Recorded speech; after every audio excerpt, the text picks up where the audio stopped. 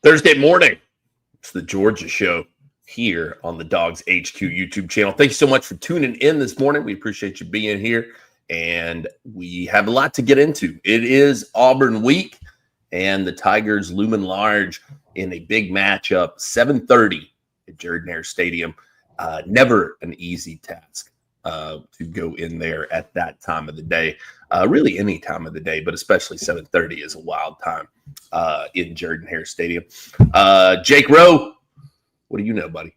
It's been a long time since Georgia's played Auburn at night there. A lot of 3:30 games in November that, end under the lights. But if you look back, I want to say 2012, which was a 38-0 Georgia blowout at Auburn. Doesn't really speak to the whole, doesn't really speak to that whole, oh my God, it's super tough to play there. But it is. I mean, it absolutely is. And it's been a long time since Georgia's kicked off there in the evening, and kind of excited about it, to be honest with you.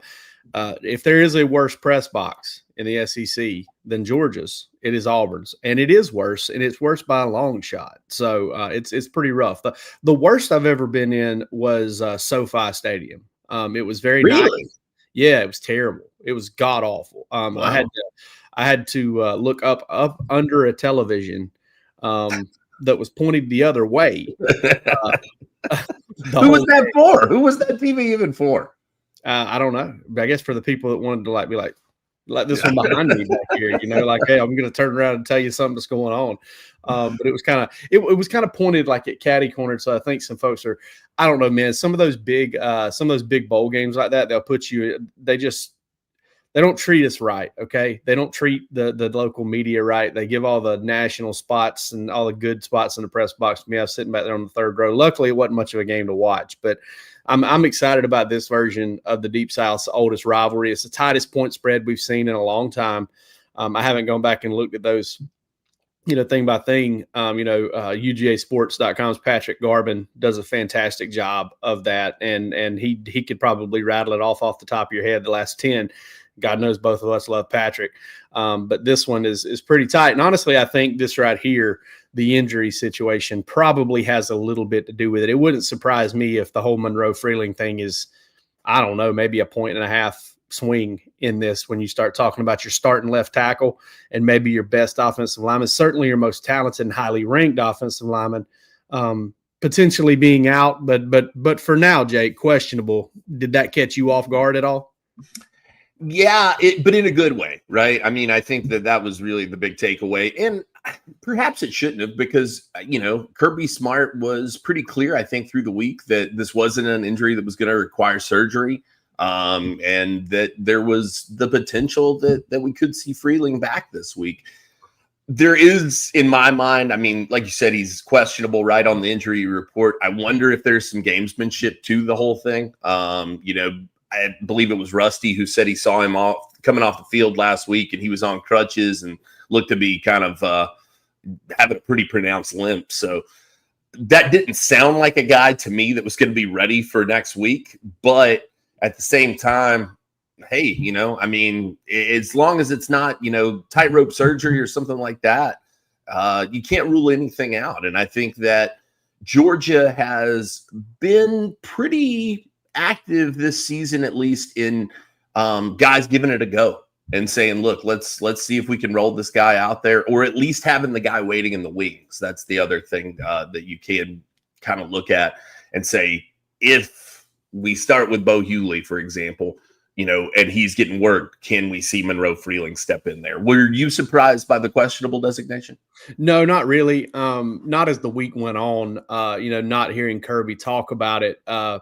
If you'd have told me he'd be questionable for this game on Sunday, I would have said that, because, you talk to a lot of different people in the program, and the exact kind of way it was stated to me was on Sunday, someone told me that I really trust. I don't know that Ernest Green doesn't have a better chance to play than Monroe-Freeling, and both of them are questionable. And I think Georgia getting Ernest Green back, if he's healthy and he's ready to go, depending on what he's been able to do this week, that would be a boost too, just to at least have him available, right? Like if you wanted to go with 6 offensive linemen. But, I look at Monroe-Freeling like this. Is he the best offensive tackle in the country? No, not right now. He's not. But he was rated a 5-star prospect and super high by On3 and Charles Power. Number 1 offensive tackle in the class. Right, because he's a freak athlete. And a lot of times those guys tend to kind of possess some weird healing powers. I mean, you see, Todd Gurley didn't have tightrope, and he came back after 3 weeks from a high ankle. Brock Bowers, and I'm no way putting Monroe Freeling on their level as football players, but in terms of his freakish athleticism, and he came in kind of raw, having a lot to learn. He's very, very freakish, super flexible. It wouldn't shock me if he's available for this game. But I have a lot of confidence in Bo Hughley, the football player, the pass protector. I'll say this too. I mean, Georgia goes into overtime at Tennessee, right? I mean, Bo Hughley got a lot of he got a lot of praise for his pass protection in the fourth quarter. But in overtime, first play, they run around run around left end. Sorry.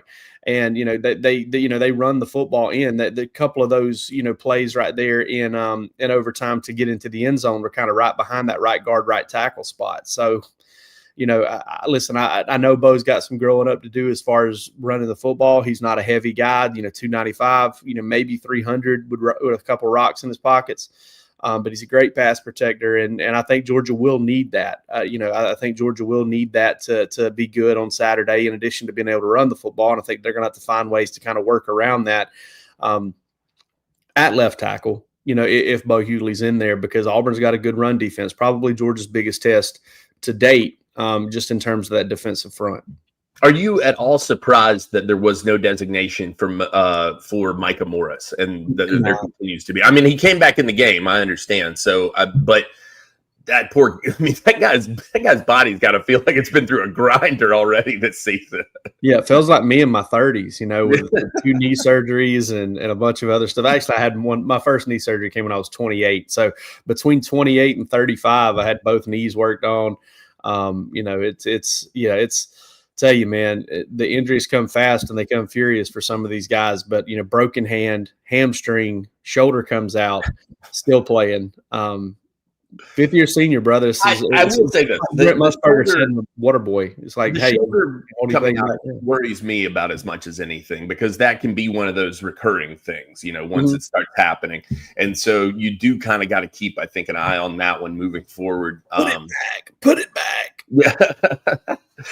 To me, Jake, when I look at what Georgia's done, though, in the absence of Ernest Green, I could see a situation where I don't know if I immediately want to turn back to him at tackle.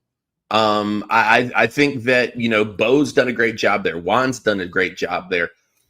To me, he could be the 6th man. And let's say that Micah, God forbid, has another issue with the shoulder. I could see him being a fantastic substitution at the guard spot. Yeah, I don't know how much guard he's played, but here's the deal. If with Monroe Freeling being hurt, and now you're down to your 3rd and 4th tackles, having him available, I think, is a big deal. Having him available to kind of come in there, even if it's, Juan Gaston's had some injury issues too, right? Sure. Like knee, both ankles. He rolls an ankle in the late in the second quarter.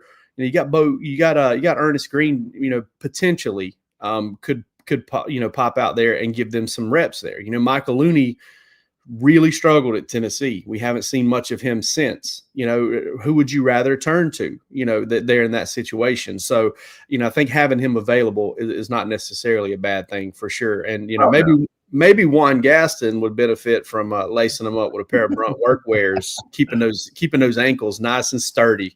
I saw a picture of you earlier this week with those Brunts on, and you were sporting the shorts, brother. Yeah. Hey, listen, I had been questioning whether or not I had the guts to do it, but I did it. How'd you feel? How did you feel? I felt like I looked like I had been hiking, but I hadn't. So that was, I guess that was good. I think people thought maybe I was a little more outdoorsy. I'll tell you this. They were super comfortable. I wore them all evening, super comfortable. And primarily why I wore them was because it was raining out, and they are waterproof, and they did a great job keeping my feet dry all the evening. So Brunt Workwear certainly delivers, not only when you are out on the job site, but just when you're hanging out, man. They look good. They're a great looking boot. They're really well made. You can tell that when you put them on. And like I said, the comfort level was crazy to me. They were outrageously comfortable. And that was straight out of the box, man. I mean, it's not like I just kind of took them and broke them in and, bent them up and rolled them in some mud. I just threw them on and walked to town, and they did a fantastic job, did the Brunts. Listen, Brunt was tired of workwear brands out there cutting corners. You work too hard to be stuck in uncomfortable boots that don't hold up. So they built something better, boots that are insanely comfortable and built for any job site or just walking around town. For a limited time, our listeners get $10 off at Brunt when you use code DawgsHQ at checkout. So just head to bruntworkwear.com, use the code, and it is DawgsHQ, right? I believe so, yeah. Either that or UGA. But I think it's DawgsHQ. You're good to go. And after your order, they'll ask where you heard about Brunt. Do us a favor and tell them it was from our show. You can always get on there and give them a little feedback. And we would appreciate that if you would shout us out when you get your Brunt boots. But like I said, great, very comfortable. And the code is DawgsHQ. Yes. So $10 off at Brunt. So it's the Deep South oldest rivalry. And weird stuff happens in this game, Jake. Just like happened just now. Sure. I mean, you're talking over each other. It's happened a lot in this show. We're missing some chemistry today. It might be a bad sign. Yeah. No, this was one of those that, look, it's spooky season, right? I mean, it's almost Halloween. And you've seen weird things happen in Jordan-Hare Stadium. You've seen weird things happen in this rivalry just in general. I don't know necessarily that this is going to be one of those games, but I don't know that I predicted it for some of those other ones either. This is going to be, I think, an interesting game, Jake. I know your prediction is still to come over at DawgsHQ, but I did see where you said that this was an Auburn team that you feel is better than the conference record would suggest. Yeah, no doubt. I certainly believe Auburn's better than an 0-2 team in the SEC. And they've played two really good teams thus far. They've had to play them both on the road. When you look at this schedule, glass half full or glass half empty is you're started 0-2 in the league. Nobody ever wants to do that. Glass half full is you've got 4 of your 6 remaining SEC games at home. And that's got to feel really good for Auburn. They get they get Georgia at home. They get Alabama at home. I'm sure some other big games at home, and Cam Newton's getting his jersey retired. I mean, there's going to be a lot of juice in that place, just like there was a lot of juice at Tennessee. And that's something that I think is a big deal going into this game is that Georgia's been in crazy environments. They've started slow, dug themselves into a hole in environment. I don't necessarily think that they can do that at Auburn because I think Auburn's better defensively than Tennessee is. Not as good offensively, I don't think. If Georgia ends up, kind of grabbing a lead in the third quarter of this game, or if Georgia ends up kind of grabbing control of the game through the middle 8 like it did against Tennessee, I think Georgia's got an excellent chance to win this game because I don't think Auburn is as dynamic offensively, consistent offensively as Tennessee is.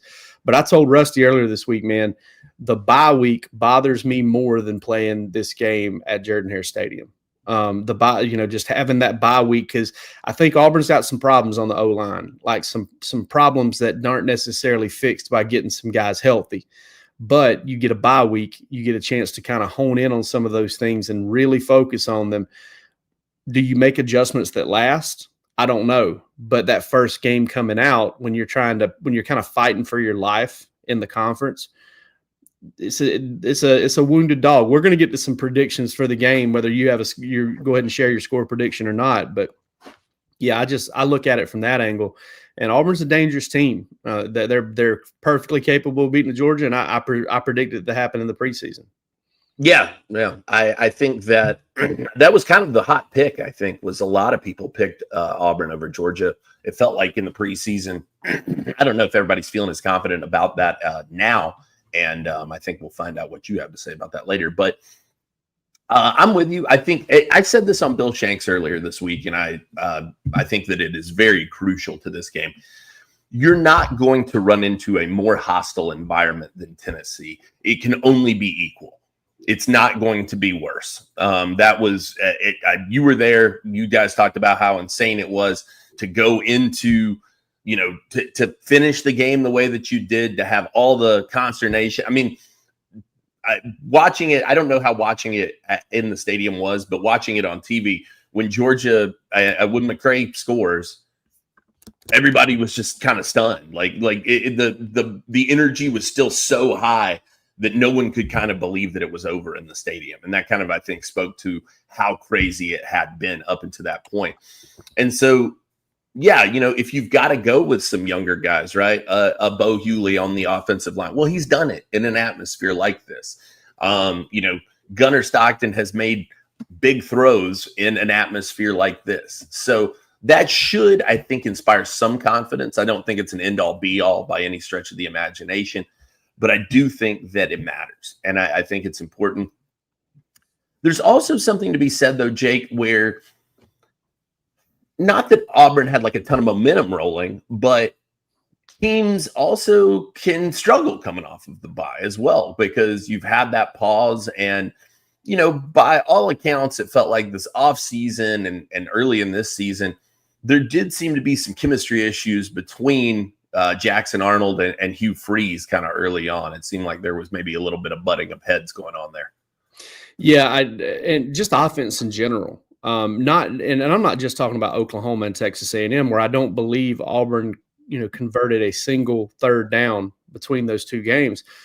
They played, was it South Alabama or I can't remember who they played there in week 3, I believe it was. But they played somebody and they struggled offensively. I mean, it was a very much a kind of a grinded out type of game. I'm trying to look that up here real quick. I'm not as good at doing that and multitasking as some people are in this business. But yeah, they played South Alabama and they won that game. They won that South Alabama game 31-15. And you look at that and you're kind of like, man, a 16-point win. I mean, I know Georgia had that Austin Peay game. They won 28-6. I'll always contend that was, 2-hour lightning delay, weird fumble and injury and all that stuff. Like, Georgia had a death march in that game that covered like 10 minutes. I think, that was a little bit of a weird game, but I can understand why people would be, would have problems with both of those contests. And Auburn, you look at the past 3 games, it's been 31 points, 17 points, and 10 points. And, again, it's tough to play at Oklahoma Memorial Stadium. It's tough to play at Kyle Field. And Auburn absolutely struggled in both of those environments, but it was in both ball games. So can Georgia go to Auburn and kind of put its best foot forward? That's the key to this game, really. I mean, that's really what it boils down to is, can you go out there? Can you play a winning brand of football? And again, I keep pointing to it, and Kirby even alluded to it yesterday on the SEC conference call. The point spreads across college football are tighter than they've ever been. You're seeing, did you ever think you would see I was going to say, it's kind of weird to hear Kirby Smart talk about a point spread. It is, but did you ever think you would hear Alabama, Vanderbilt in a single-digit point spread? No, sure. In Tuscaloosa. Sure. That one may have actually been 10 points, but still, that's still a lot smaller than I would have thought. Now, Georgia-Auburn having a tight point spread at Auburn is not crazy, but it just hasn't been this tight in a while. And, honestly, I also think, Vegas is having a harder time than ever getting it right. You see some of the advanced metrics, some of the S&P plus and yada, yada, yada, all these, there's a lot of things that have Georgia winning this game by a touchdown or by 10 points. So I certainly see that. I've looked at those and some of those have been wrong, but I don't know. This is a losable game for Georgia. This is an absolutely a losable game for Georgia, but it's also a very, very winnable football game if Georgia goes in there and plays best. And I was talking to somebody earlier this week. We got to get to some of our partners here in just a second, and we're going to talk matchups. But I was talking to somebody this week, Jake, and somebody said, "What's Georgia great at?" And I said, "Yeah, they stop the run. They're running the ball." I think the real thing that Georgia's great at is Georgia's not really, unless you want to say rushing the passer, which I'm still kind of jury out on that because I don't know how creative they've been or how much they've really emphasize trying to get pressure. But they're not bad at anything. Like they can play really good, solid football in every aspect. I mean, it's one of those things that's like, they threw the ball great against Tennessee when they had to. They pitched a shutout against Alabama in the second half when they had to. Ty Simpson's getting all the love in the world, and he deserves a lot of it. Like he's played well. They held him down in the second half to 5.8 yards per attempt and no points. So Georgia can, but will Georgia? My dog just busted in here. So I've been telling people all week, to me, this feels like the irresistible force meets the immovable object, right? Something's got to give. Either Georgia's pass rush wins or Auburn's offensive line wins. I mean, somebody has to come out victorious in that matchup, because neither one has been very impressive to this point. Yeah, it feels like the car with no gas against the downhill slope. Yeah. Like something's kind of got to happen here. I know the law of gravity is undefeated, so that one really doesn't work out. But that's really what it feels like. It feels like two mules fighting over a turnip, two guys with their dominant hand broken trying to fight. That's and honestly, like I don't know how I have no clue how that's going to shake out. Like There's just no way of knowing.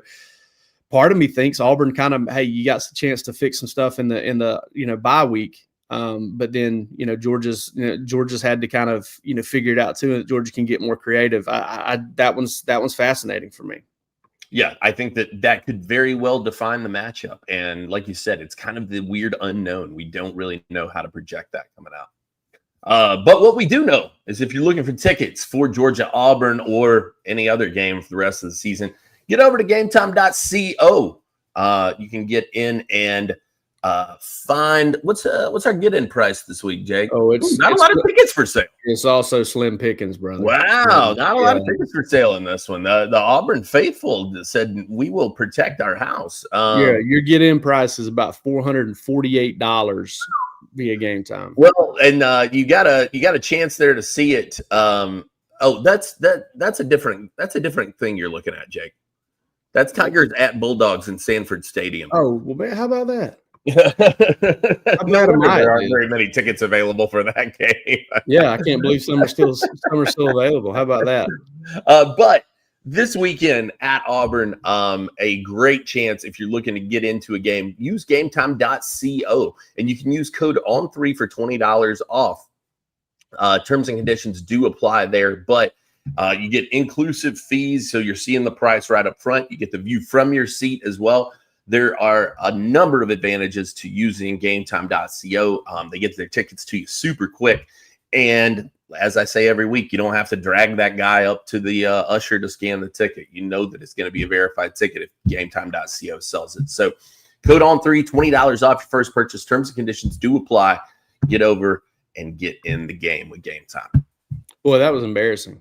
I don't even know what they're selling tickets for at that point. This was a watch party at Sanford Stadium, and it's expensive. Listen, you need some great shades. And look, I was talking to somebody the other day. Christmas is coming in a very like a bullet train. All right. Go ahead and get your shopping out of the way with some SunHeist sunglasses. Everybody's going to dig these. Super lightweight, a number of customizable styles, a number of ways that they serve you, the customer, with incredible service. So whether it's the accessory pack, whether it's free shipping on orders over $65, you've got free returns. So try them on. If you don't like them, you can send them back. I don't think that's going to happen. Code DawgsHQ20 saves you 20%, and you can use that every single time you go to sunheist.com. Use code DawgsHQ20 for 20% off. UGA's best matchup in this game. Where does Georgia have the biggest advantage? I'll go first here. I think it's Georgia's run defense. Okay. Auburn, even with Jackson Arnold, being the player that he is, as far as a runner, as a quarterback. Auburn has struggled to run the football. Now, a lot of that, if you're just looking at yards per carry, a lot of that has been sacks. They've given up over 20 sacks this season, so that's kind of cut into their rushing numbers. But this Auburn team is not running the ball, not handing it off to the backs and getting what they're used to getting. So, and Georgia's been really good, averaging less than 3 yards per carry, and averaging, well under 3 yards a carry, I believe, the last 2 weeks. I think this is the area, and without the benefit of a lot of sacks, right? Like that, those are kind of two things you're looking at there. I think that's got to be the matchup that you have to highlight from Georgia's favor. I would tend to agree with that. And then I might take it just a step further and say I think the best matchup for Georgia is just the front seven versus Auburn's offensive line. I do think that this is the week, if it's going to happen, that Georgia is able to create some problems for the quarterback. I really believe that. I think that Elijah Griffin's a guy who's very close to having like a breakthrough game. You saw his snap numbers. I believe he was tied for the highest snaps on the defensive line last week. Joseph Jonah-Ajayi, been quiet. Gabe Harris, been quiet. It feels like Chris Jones has taken some steps forward in terms of his ability to rush the passer. I think Georgia's going to be able to get home in this one. Auburn will, I guarantee, do the same thing that we've seen from a lot of other schools, which is they're going to try to get the ball out super quick, and rightfully so. I mean, that's the way to do it. But I think because the run defense is so strong that Georgia's going to have the opportunity to force them into some passing situations. And quite frankly, they just haven't been able to keep Jackson Arnold upright in those. I do think that Georgia has the capability to rush the passer, and I think that they have some guys that are ready for that. This is one of those, Jake, and we talked about it. It feels like we're talking about it every week. Elo Medozi is a guy that has the athleticism that you kind of keep waiting on to break through. And I think that, we've talked about the idea that he is still probably adjusting somewhat to the level of this. And somebody even made the point on the board the other day, and God bless our board people that make some fantastic points sometimes. They said he's probably got his head spinning a little bit dealing with the lack of structure around his daily life compared to playing at West Point. He's got a lot of freedom. He doesn't know what to do with it. So I think that, he's a guy I keep waiting on. But like I said, those guys I listed, Chris Jones, Joseph Jonah-Ajayi, Gabe Harris, and then Elijah Griffin, I think that they can create some problems for this Auburn front. If they can get matched up on the right tackle, that's the battle Georgia needs to win, because Auburn has been really rough at right tackle this season for sure. Worst matchup, again, I'll go first. There's some caveats to add here, but let's say Georgia's not able to get those. They're not able to get those sacks and to get that pressure. The back half's going to struggle with this talented Auburn receiver group. And Georgia's faced talented receiver groups this year. I mean, Tennessee has a really good one. Alabama has a really good one. Auburn is just as good, if not better in some ways. Yeah. So Cam Coleman, Eric Singleton, I keep forgetting the Simmons kid's name, first name, but he's a really good player. Perry Thompson, they've got a deep receiver group. One of these things, like, hey, if you roll coverage, you're still rolling the dice too. So I think that one's the one that I would be the most worried about. Do you think that there is a better receiver that Georgia will see the rest of the way, or has seen to this point, than Cam Coleman? That's a good question. Ryan Williams is his own thing, but I do think that right now, if you ask me to pick, I'd probably take Coleman.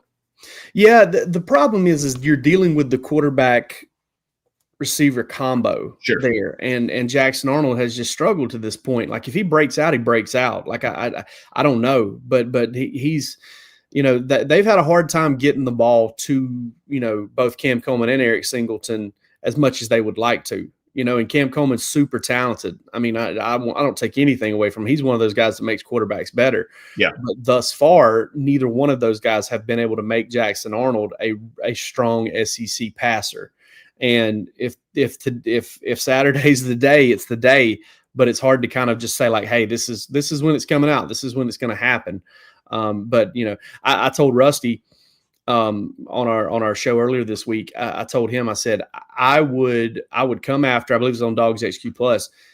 I said, I would invite Jackson Arnold to take off a few times. Not because I'm dropping into coverage to make it happen, but I would bring pressure and run him off of that spot, run him to his left where it's harder to push the ball downfield, and just not let him have the time necessary and post up back there to keep him in the pocket so that he can just wait and let those guys, work free. Yeah, I think we're on the same page with this one. I mean, to me, that's the one that is the most concerning. Is the matchup between the defensive backs and this wide receiver group, because Georgia has been gettable at that in that way. And you look back, probably the guy that gave him the most problems to this point would be the Brazel kid from Tennessee. That's a guy that compares physically, I think, well with Perry Thompson, right? I don't know that Perry's quite as fast as Brazel is, but that big physical receiver has been a bit of a struggle to this point. You've seen that in practice. So stepping up in that way will be crucial for them. And I do give them a little bit of credit here in that I do think like Ellis Robinson has gotten better week to week. I think that he's continued to improve. The main concern I have, Jake, at this point with the secondary really is outside of the corners. That second safety spot continues to sort of loom large. And I'm shocked a little bit that we're talking about it at this stage in the season. But it's just, to me, an unknown. I don't feel like I have a good hold on who should be in that spot and if it matters, really. And I say that to say, like, there are, Kyron Jones does some things well. Ja'Cory Thomas does some things well. They don't do everything right. And so that can be problematic for them. And I think that that's something that Georgia's going to have to work on continuously throughout the season. For that reason, I'm with you. Wide receivers versus secondary got to be the main thing that you're looking at. Yep. And hopefully they don't take a haircut. But if they do, they can do it with a very nice razor from our friends over at Dollar Shave Club. When you rep your team, don't stop at the jersey. Dollar Shave Club's collegiate razor handles combine grooming with glory, letting students, grads, and fans show their school spirit and style. From the sink to the stadium, shave with school pride. Visit dollarshaveclub.com to grab your college handle today and go Dogs. Have you ever used any products from Dollar Shave Club? I haven't, actually. I need to. I could certainly use a shave. It would probably go a long way to getting me. You and I could both stand to use a little Dollar Shave Club in our life, no doubt about it. But listen, I did try them a couple of years back, and I was a big fan, man. It was one of the few razors I ever tried that didn't like break me out on my neck. You always make fun of me because I keep a. What neck would that be? Right. Everybody has a throat, so I'll say on my throat right here. Yeah. So I've used it before, and it didn't cause a bunch of problems. They've got an assorted. Done a kind of an assorted array of different products you can use there to kind of anti-itch and aftershave and things like that. I mean, they have grown a ton in the past several years, and it's for a reason. They do an incredible job, and so definitely go check them out. Tell them we sent you, and we would very much appreciate that. Predictions. Give me one that doesn't necessarily have to be the score. But give me a prediction for this game, something you see coming. I think that this is another game where we will see Josh McCray be a crucial factor. I think that this is another opportunity for him to grind it out and get some hard yards. Like you said, that Auburn defense is not bad by any stretch of the imagination. They've got some good guys up in the front seven. And so the ability to kind of get on the ground and pound it out is going to be very, very prominent, I think, in this game.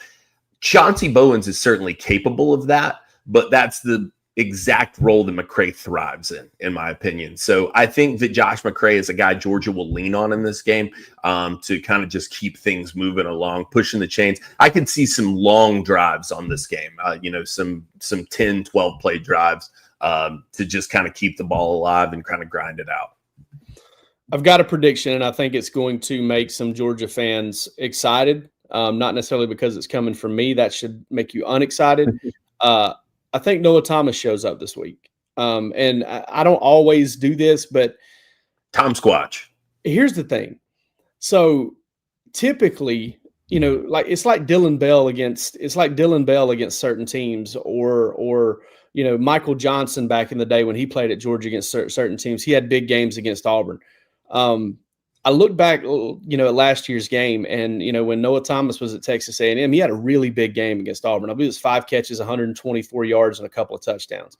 Does that game have any bearing on this year? No, but there's certainly a matchup deal there with what Auburn does defensively and what Noah Thomas does well, that he can make some things happen. So I think we see something from Noah Thomas, even if it's just like 1 catch for 28 yards or something like that.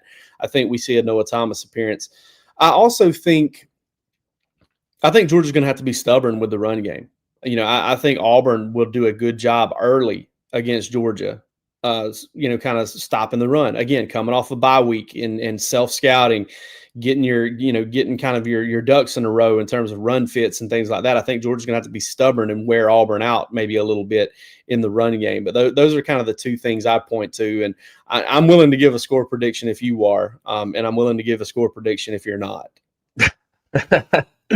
I will say I haven't really sat down and worked out my number yet. What I will say is that I do think that Georgia will cover this spread, which is 3.5. And I think that they certainly have the ability to do that. The over under per bet MGM is 46.5. Well, I'm taking the under. I'm sorry, you take the under on that? The under for sure. That feels like a good number to me, though. I mean, yeah, I agree. That's a solid line on that. So I will say that I think Georgia covers this spread, and I will also take the under in terms of the over under. Yeah, I mean, I don't think Auburn. They haven't done that in either of their SEC games thus far. And when you consider the fact that Georgia's favored, they're kind of expecting some points out of Georgia for that over under to hit at 46. So that kind of surprises me a little bit. My prediction doesn't get within a couple of points of that. I've got Georgia winning 24-17. I originally thought 24-14, but I kind of threw an extra field goal in there for Auburn. I always do that. yeah. You just try to add 3 for the other team. Everything you throw in there, but I like Georgia to cover in this game too. I do think this Georgia team is getting better, and I think it's improving as the year goes along. I don't think its ceiling when it plays its best ball is as high as last year's team was when it played its best ball, going to Texas and kind of jumping out to a 23-0 lead because the defense was so dominant. I don't think it has the ability on either side of the ball to completely take a game over, but I think it has the ability to play well and to play steady on both sides of the ball and kind of inch away with this thing as time rolls on.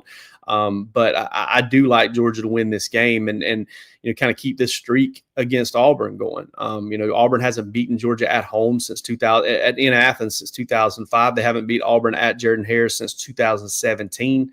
None of those things factor in. I get it. Kirby's right about that every time he says it. But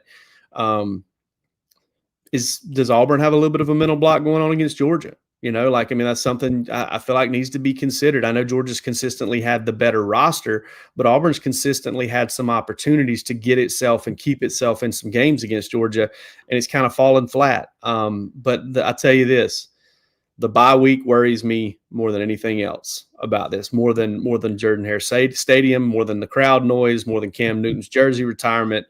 That bye week, to me, at this point in the season, can be a very, very big deal.